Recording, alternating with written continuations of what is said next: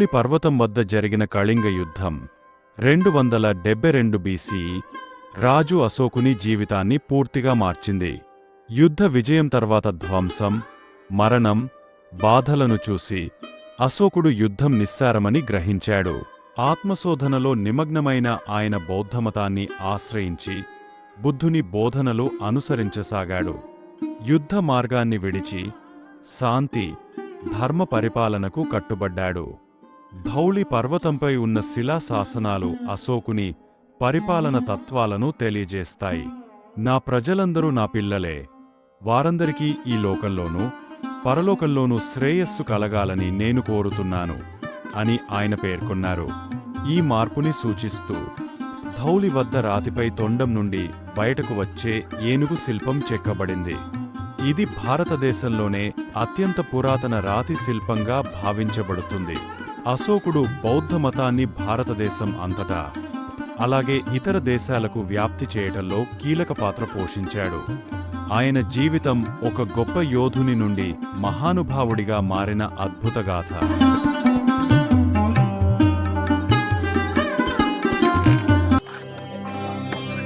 धौलीगिरी का ये गिरीखंड, दूर दूर तक फैला ये भूभाग, इसका जर्रा जर्रा उस लूट से सींचा गया है जिसने इंसानी सभ्यता की नई कहानी, नई इबादत लिखी है।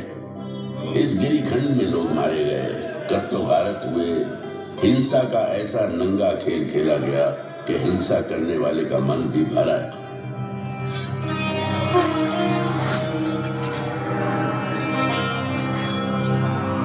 हैवानियत के बीच इंसानियत फिर से पैर जमाने लगी।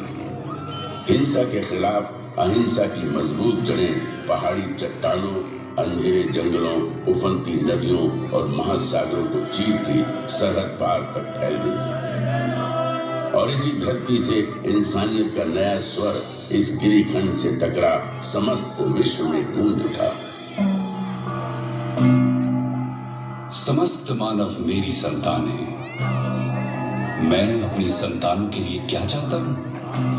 मैं चाहता हूं उनका भला, उनकी खुशी, इस संसार में भी और इसके बाद वाले संसार में भी।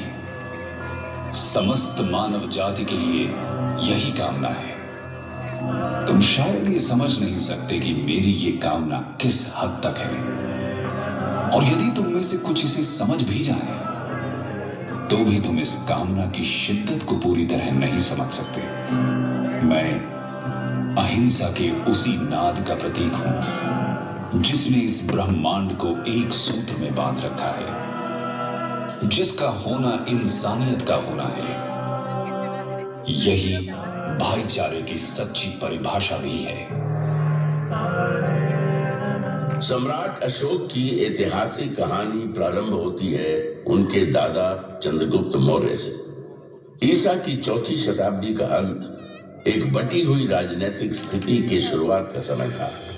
देश, जन, विश्व, ग्राम, कुल और राज्यों में बटे हुए थे। अलग अलग प्रदेश, अलग अलग शासक, अलग अलग शासन व्यवस्था, अलग अलग कायदे कानून। समय आया ईसा पूर्व 321 का। 25 साल का नौजवान चंद्रगुप्त मौर्य। हालांकि राजा नंद के मुकाबले उसकी फौजी ताकत कम थी, लेकिन कौटल्य जैसे गुरु की कूटनीतिक चालें नंद की फौज पे भारी पड़ी।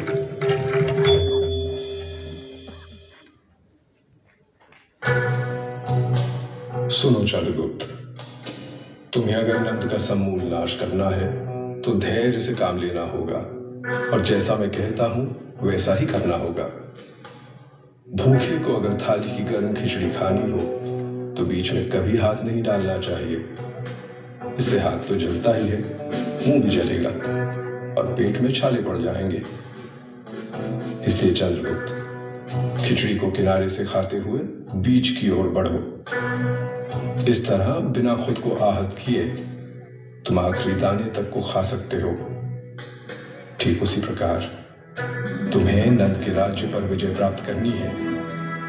मेरे बताए मार्ग पर चलो। वो समय दूर नहीं जब सत्ता का केंद्र तुम्हारे हाथों में होगा, तुम अधिपति बनोगे। चंद्रगुप्त ने कौटिल्य के बताए मार्ग पर चलना शुरू कर दिया। सीमावर्ती क्षेत्रों के साथ छेड़छाड़ शुरू हो गई। लक्ष्य था केंद्र पर अधिकार जमाना। गंगा किनारे का प्रदेश चंद्रगुप्त की मुट्ठी में आ गया। इसी बीच सिकंदर भारत से वापस लौट गया। सिकंदर के चले जाने से जो खालीपन पैदा हुआ, चंद्रगुप्त ने उसका भरपूर फायदा उठाया।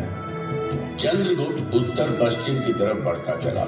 इन प्रदेशों को तेजी से अपने कब्जे में करता सिंधु नदी तक जा पहुंचा। उसकी नजर सिंधु पार के इलाकों पर थी, लेकिन वहां शासन था सिकंदर के सेनापति सेल्यूकस निकेटर का। चंद्रगुप्त रुक गए। उनकी नजर मध्य भारत पर पड़ी। उसने नर्मदा के उत्तर में स्थित प्रदेशों को अपने कब्जे में ले लिया, लेकिन सिंधु पार के इलाकों को अपनी मुट्ठी में करने की चाहत अभी भी दिल में कसमसा रही थी। साल था ईसा पूर्व 305 का। चंद्रगुप्त सेल्यूकस से जा भिड़ा।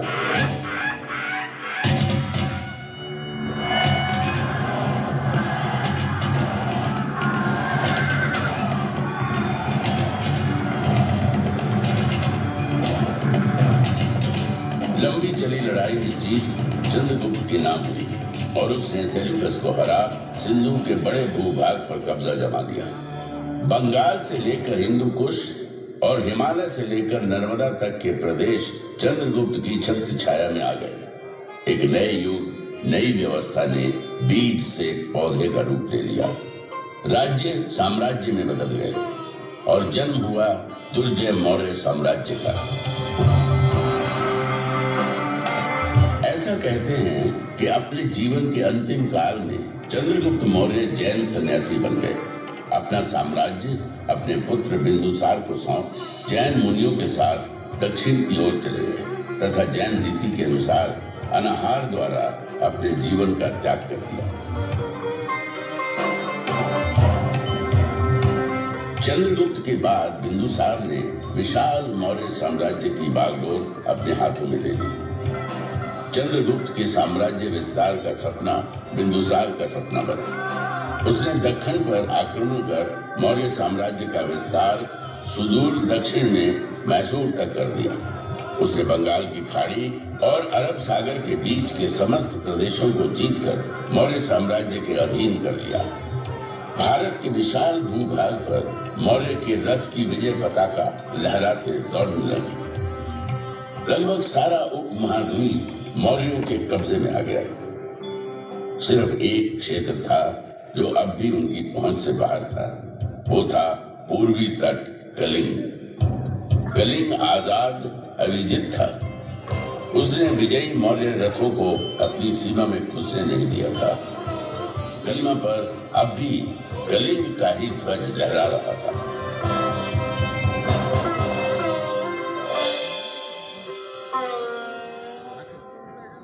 बिंदुसार की कई पत्नियों में से एक थी धर्मा। उसी के गर्भ से जन्म लिया बालक अशोक ने। अशोक के जन्म और उसके पराक्रम की भविष्यवाणी महात्मा बुद्ध ने पहले ही कर दी थी। एक ऐसा राजा इस धरती पर जन्म लेगा जो पराक्रमी होगा, धर्म ध्वजा को थामेगा और धर्म के विचार को सागर पार तक ले जाएगा। भविष्य अशोक की राह देख रहा था। अपने कई भाइयों में छोटा अशोक मेधावी था। गुरुओं की बताई बातों को फौरन समझ लेता। शस्त्र चलाने का खेल उसे खूब भाता था। दुश्मन के वार से किस तरह बचना है, शत्रु को कैसे अपनी तलवार के नोक के नीचे लाना है, ये कला उसने बचपन में ही सीख ली थी। शस्त्र कला के अभ्यास में वो अक्सर अपने बड़े भाई सुसीम को परास्त कर देता था।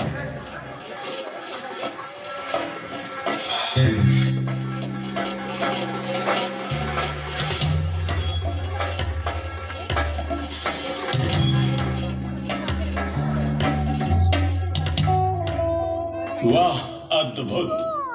अशोक मेरे पुत्र, तुम्हारा भाई सुसीम तुमसे ज्येष्ठ है, उम्र में तुमसे बड़े हैं, लेकिन शस्त्र चलाने को तुम्हारी अद्भुत क्षमता और पराक्रम के आगे तुमसे छोटे हो जाते हैं। तुम दोनों मुझे प्रिय हो पुत्र। तुम पितामह चंद्रगुप्त के पौत्र, मौर्य साम्राज्य के भावी संरक्षक।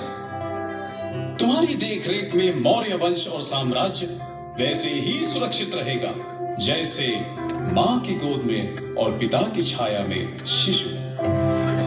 पुत्र अशोक, अब समय आ गया है जब मैं तुम्हारे कंधे पर साम्राज्य के एक हिस्से की देखरेख का भार सौंप थोड़ा निश्चिंत हो सकूं। राजकाज में रुचि लेना प्रारंभ करो पुत्र। बिंदुसार ने अपने छोटे पुत्र अशोक को राजकाज के कामों में लगाया। उसकी प्रतिभा पर गहरा भरोसा दिखाया। पिता का ये अगाध प्रेम और अशोक के प्रति बढ़ते अनुराग से सुसिम व्याकुल हो उठा। अपने पिता की संतानों में मैं ज्येष्ठ हूं। राज की जो बागडोर मेरे कंधे पे होनी चाहिए वो अशोक के कंधे पे डाली जा रही है। पिता का अशोक के प्रति यह अनुराग मन शंकित होता है। सुसिम बेचैन था और अशोक लगन धैर्य के साथ प्रांतों को नियंत्रित करने के कार्य में लग गया। अपने साहस, बुद्धि और नियंत्रण करने की अद्भुत क्षमता ने अशोक की लोकप्रियता में चार चांद लगाना शुरू कर दिया। अशोक की बढ़ती प्रसिद्धि और प्रांतों को नियंत्रित करने की क्षमता से जहां एक तरफ बिंदुसार का भरोसा अशोक के प्रति बढ़ता जा रहा था, वहीं युवराज सुसिम का भावी सम्राट बनने का भरोसा डगमगाने लगा। युवराज होने के बावजूद अशोक उसे प्रतिद्वंदी की तरह नजर आने लगा। सुदूर उत्तर पश्चिम तक्षशिला के प्रांत में असंतोष बढ़ने लगा था। फौजी गुटबाजी शुरू हो गई थी।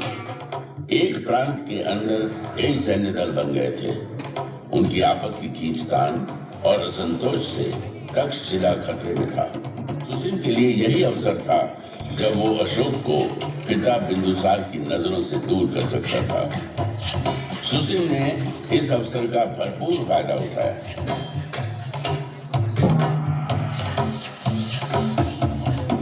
तक्षशिला में बढ़ती अशांति और असंतोष ने मौर्य साम्राज्य को संकट में डाल दिया। तक्षशिला की रियासतें आपस में शत्रुता पाली हुई है। रियासतों के सैन्य दल आपस में लड़ रहे हैं। यदि इसे शीघ्र रोका नहीं गया तो वह दिन दूर नहीं जब तक्षशिला मौर्य साम्राज्य के खिलाफ विद्रोह कर देगा। पितामह चंद्रगुप्त के साम्राज्य की रक्षा करनी है तो तक्षशिला के विद्रोह को शांत करना ही होगा। हम भाइयों में सिर्फ अशोक ही ऐसा है जो इस विद्रोह को शांत कर सकता है। इसलिए मैं आपसे आग्रह करता हूँ कि अशोक को यथाशीघ्र तक्षशिला प्रस्थान करने का आदेश दें। बिंदुसार ने अशोक को तक्षशिला में हो रहे उपद्रव और बढ़ रही अशांति को शांत करने के लिए तक्षशिला जाने का आदेश दे दिया। अशोक अपने बड़े भाई सुसिम की योजना से अनजान अपने दल बल के साथ तक्षशिला की ओर बढ़ चला।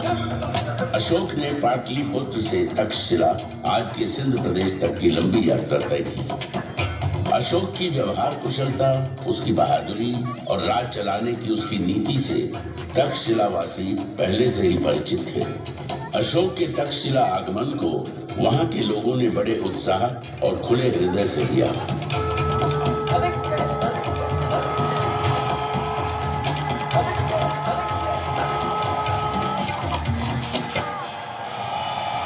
अशोक का जबरदस्त स्वागत किया गया। तक्षशिला की धरती पर न घोड़े दौड़ाए गए, न तलवार चली, न ही लहू बहा। अशोक के आगमन और उसकी व्यवहार कुशल राजनीति ने आपसी उपद्रव, मनमुटाव को बिना किसी युद्ध के शांत कर दिया। तक्षशिला की सफलता की खबर जब पाटलिपुत्र पहुंची तो सम्राट बिंदुसार का सर और गर्व से भर उठा। अशोक के प्रति स्नेह, अनुराग और आस्था महाराजा बिंदुसार के हृदय में बस गई। यही सुसिम के लिए चिंता की बात थी। सुसिम को उसकी अपनी सत्ता हिलती नजर आई। अशोक को अपने रास्ते से हटाना सुसिम का एकमात्र लक्ष्य बन गया। सुसिम ने अशोक के खिलाफ महाराज के कान भरना शुरू किए। महाराज बिंदुसार को अशोक के विरुद्ध करने के लिए जितने प्रयोजन हो सकते थे सब किए। सुसिम युवराज था, मौर्य साम्राज्य का भावी शासक। उसका इस प्रकार सोचना बिंदुसार को चिंतित किए जा रहा था। सुसिम की बातों में भविष्य के खतरे की गंध आ रही थी। बिंदुसार ने अशोक को अपने से दूर भेज दिया। अशोक को देश निकाला मिल गया। क्रोध और घृणा से भरा अशोक अपने भाई सुसिम की योजना को भली भांति समझ चुका था। अपने हृदय में धड़कती ज्वाला को दबाए अशोक मौर्य साम्राज्य से बाहर निकल गया।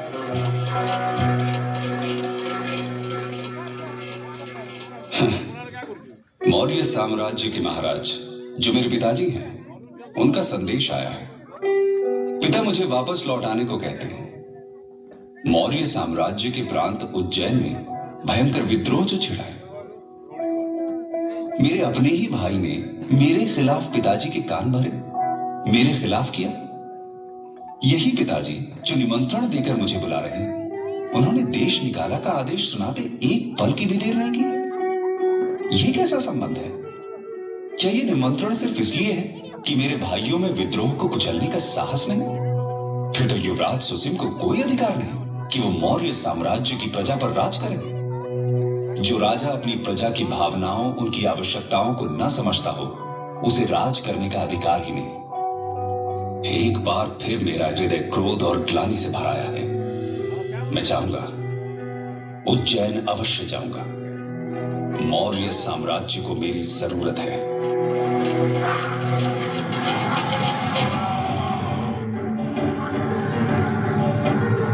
अशोक की जोरदार वापसी हुई। अपनी पूरी ताकत, हौसले और सैन्य बल के साथ उज्जैन के विद्रोह को कुचलने अशोक निकल पड़ा। उज्जैन में घमासान मचा। अशोक ने अपनी पूरी शक्ति लगा दी। विद्रोह को बुरी तरह रौंद दिया गया। विद्रोही मारे गए। मौर्य साम्राज्य की हिलती नींव और गहरे धसती चली गई। चैनी के इस संग्राम में अशोक को चोट आई। घायल अशोक के उपचार में वैद्य लगा दिए गए। इन्हीं में एक थी बौद्ध सन्यासिनी देवी। दिन रात अशोक की देखभाल में लगी थी। देवी के संपर्क ने अशोक का परिचय बौद्ध धर्म और विचार से कराया। धर्म का विचार अशोक के मन को छू गया था। देवी का अनुराग और उसका संपर्क उसे भाने लगा। आगे चलकर अशोक ने देवी के अनुराग और उसके प्रति अपने लगाव को वैवाहिक रूप में बदल दिया। अशोक उज्जैनी के प्रशासन में लगे थे। उधर पाटलिपुत्र में उनके पिता बिंदुसार बीमार मृत्युशैया पर पड़े संघर्ष कर रहे थे। पिता पुत्र दोनों संघर्षरत थे। दोनों ओर संघर्ष था। संघर्ष था जीवन का। अशोक उज्जैनी के संघर्ष के विजयी योद्धा थे, लेकिन पिता बिंदुसार मृत्यु से अपने जीवन का संघर्ष करते हार गए। मृत्यु ने जीवन पर विजय प्राप्त की।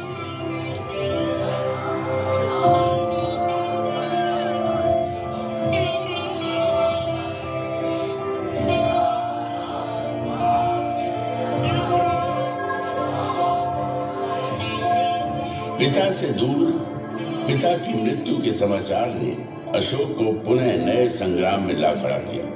धूल के गुबार उठने लगे। मन में दुख करुणा का बवंडर सा उठ खड़ा हुआ। कई तरह के प्रश्न आपस में टकराने लगे। प्रश्न था आने वाले समय के मौर्य साम्राज्य के गौरव का। पिता नहीं रहे, मुझे पाटलिपुत्र लौट जाना होगा।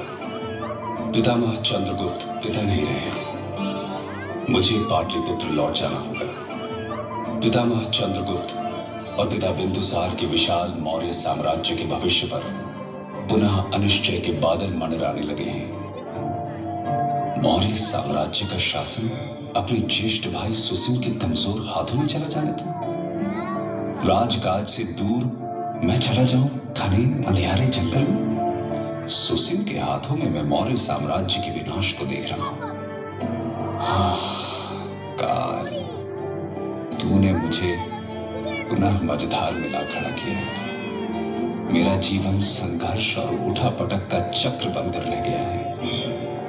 इससे मुक्ति नहीं। अशोक को साम्राज्य के भविष्य की चिंता थी। कई तरह के प्रश्नों ने घेरा था। वे उसमें उलझते चले जा रहे थे। तभी राधा गुप्त के नेतृत्व में अशोक को चाहने वाले मंत्रियों की एक मंडली आई। राधा गुप्त अशोक को भावी सम्राट के रूप में देख रहे थे। मौर्य साम्राज्य का भविष्य तभी सुरक्षित था जब उसकी बागडोर अशोक जैसे कुशल प्रशासक के हाथ में हो। यदि संघर्ष ही मेरी नियति है तो मैं लड़ूंगा। पितामह चंद्रगुप्त के साम्राज्य की परिभाषा की रक्षा के लिए लड़ूंगा। यह संग्राम महान मौर्य साम्राज्य के गौरव की रक्षा का संग्राम है। जो भी इसके रास्ते में आएगा मारा जाएगा। मौर्य गौरव की रक्षा करना मेरा प्रथम कर्तव्य है। इसकी राह में मेरे भाई, मेरे संबंधी जो भी आते हैं आने दो। अपने हथियार उठाओ, खोलो घोड़े, जो भी सामने आता है खत्म कर दो उसे। बहने दो खून की नदियां, चलो पाटलिपुत्र की ओर।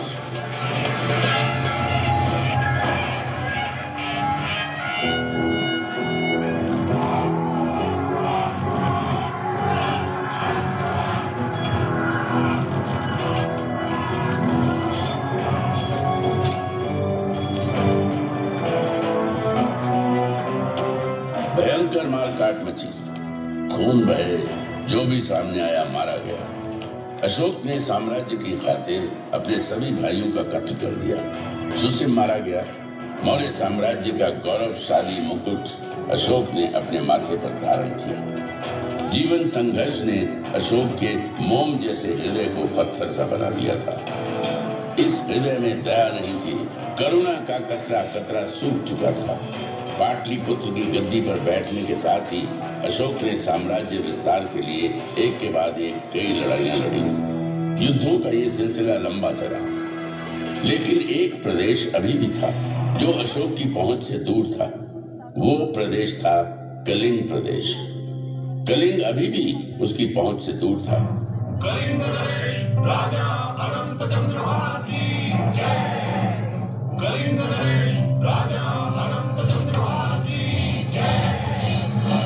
कलिंग आजाद था, पराधीनता उसे स्वीकार न थी। उत्तर भारत के समस्त राज्य अशोक के कब्जे में आ गए थे।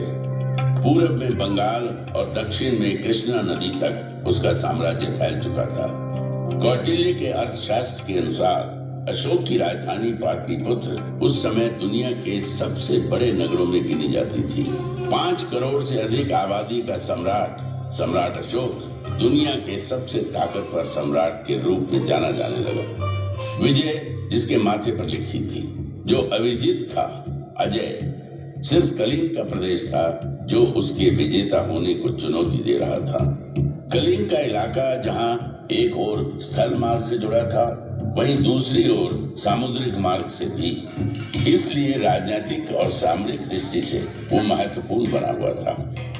दूरदर्शी अशोक दक्षिण भारत पर अपनी बेहतर पकड़ बनाने के लिए कलिंग को अपने अधिकार में करने के महत्व को भली भांति समझ रहे थे। मौर्य साम्राज्य को अभेद्य बनाना है तो समुद्री मार्ग को अपने कब्जे में करना होगा। सामुद्रिक मार्ग भविष्य में आफत डाल सकता है। कलिंग, हाँ, कलिंग को कब्जे में करना होगा। कलिंग विजय भूमार्ग और जलमार्ग दोनों पर विजय लेकर आएगी। अशोक ने कलिंग के विरुद्ध युद्ध की घोषणा कर दी। अशोक के अश्वारोहियों और पैदल सैन्य बलों ने कलिंग को घेर लिया। जबरदस्त किलेबंदी की गई। देश के बाकी हिस्सों से कलिंग का संपर्क टूट गया। अशोक को लगा कि कलिंग जल्द ही घुटने टेक देगा, लेकिन कलिंगवासी स्वाभिमानी थे, स्वतंत्र विचारों के, स्वतंत्रता प्रिय थे। आजादी प्राणों से अधिक प्रिय थी। भयंकर मारकाट मची।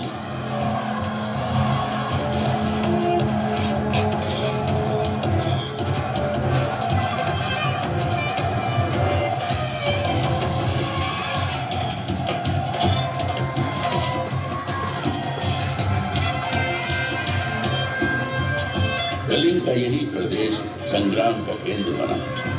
अशोक के अश्वारोहियों ने धौलीगिरी के प्रदेश को रौंद डाला। जबरदस्त मुकाबला हुआ। युद्ध चला। 1.5 लाख से अधिक लोग बंदी बना लिए गए। लाखों लोग मारे गए। घायलों की तो गिनती ही नहीं थी। कलिंग का युद्ध इतिहास की सबसे बड़ी त्रासदी बन गया। मानवता आंसू बहाती रही। इंसानियत ने बर्बरता और जुल्म के आगे घुटने टेक दिए। विजयी अशोक की विजय यात्रा कलिंग की भूमि पर निकली, लेकिन इस पराक्रमी राजा के विजय स्वागत में फूलों की पंखुड़ियां नहीं थी। स्वागत में थे कटे पिटे शव, अपने पतियों के शोक में विलाप करती स्त्रियां, लहू से कीचड़ बन आए राजमार्ग, शवों के विशाल ढेर, चील, गिद्ध, भेड़िए और सियारों के संवेद गीत। अशोक का हृदय दुख, करुणा और ग्लानि से भर उठा।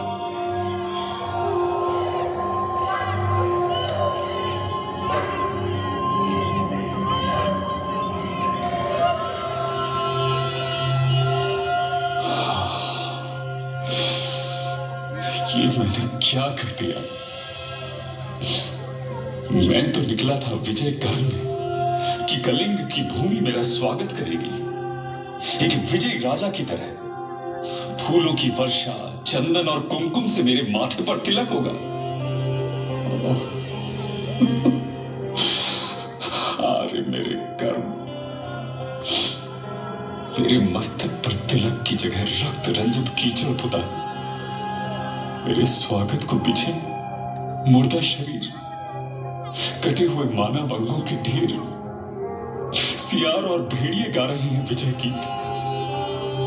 वातावरण में सिर्फ दुर्गंध, मुर्दा शवों की दुर्गंध।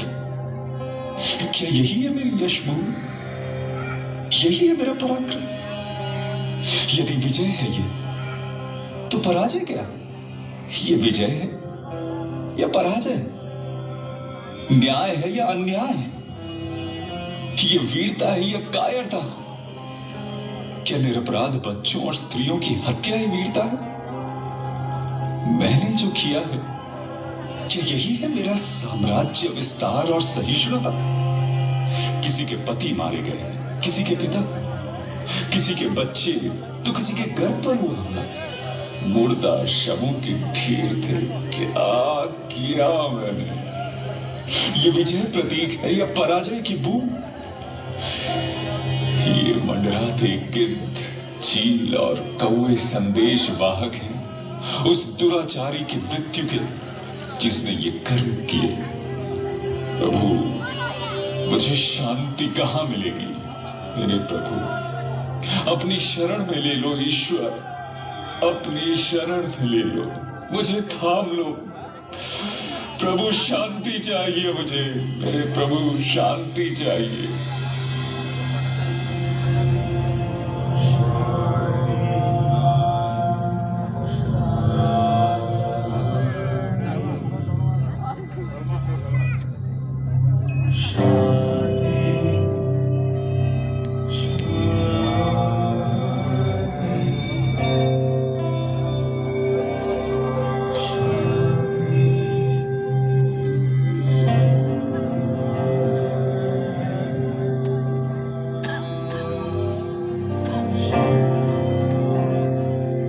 बौद्ध संत उपगुप्त और मंजूश्री ने अशांत, व्यथित, शोकाकुल अशोक के माथे पर स्नेह का हाथ रखा, उसकी उंगली थामी और हिंसा के मार्ग से अहिंसा के मार्ग पर लेकर चलते चले गए।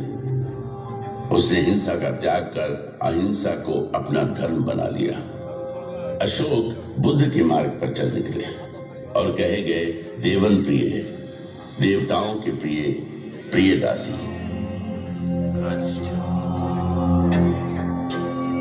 कलिंग, जहां अशोक ने युद्ध लड़ा, उसके हृदय का सबसे प्रिय प्रदेश बन गया। धौली की जो दया नदी रक्त से लाल हो गई थी, उसी दया नदी के तट पर बसे धौलीगिरी में अशोक ने कई चैत्य और स्तूप बनवाए, शांति संदेशों के स्तंभ खड़े करवा दिए।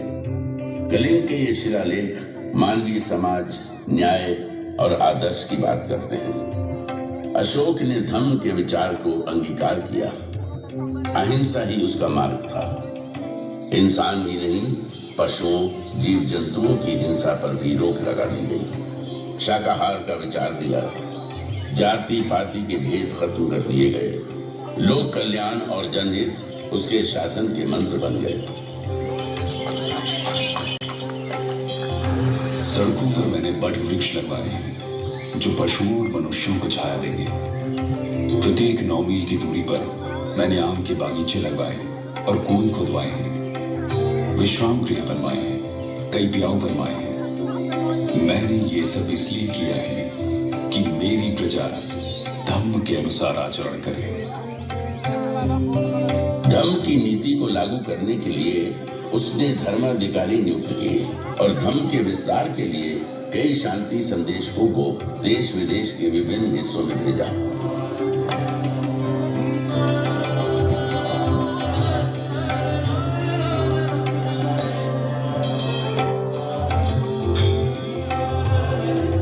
Sri Lanka, Nepal, Thailand, Egypt, Syria और मैसेडोनिया के इलाकों में अशोक के शांति दूत अहिंसा के विचार को लेकर गए और बुद्ध के विचार का प्रसार किया।